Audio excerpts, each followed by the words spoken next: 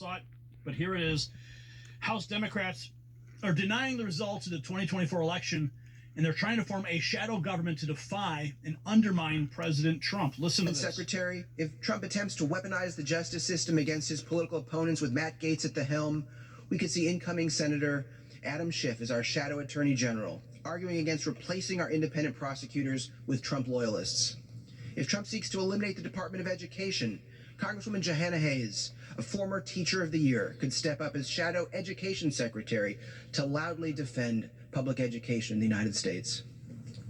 If Trump orders Marco Rubio to hand Ukraine and much of Eastern Europe to Russian President Vladimir Putin, Congressman Greg Meeks, as Shadow Secretary of State, could be a strong voice in support of maintaining international relationships and protecting democracy at home and abroad.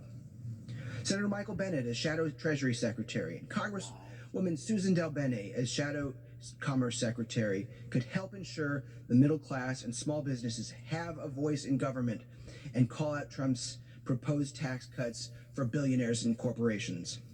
As Shadow Defense Secretary, Congressman Adam Smith, a great representative for the people of Washington and not a Fox News host, could counter Trump's threat to use military force against his political opponents and work to ensure that the Department of Defense stays loyal to the Constitution and not some wannabe dictator. And Senator Tammy Duckworth could argue against cuts to the Department of Veterans Affairs that would delay the benefits and care our service members have so rightly earned.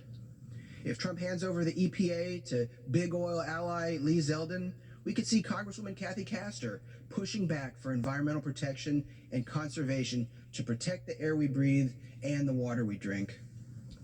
And if Trump pushes to ban abortion nationwide, Congresswoman Rosa DeLauro could step in as Shadow Secretary of Health and Human Services to defend women's right to choose and argue against the gutting of Medicare by Trump and his cronies.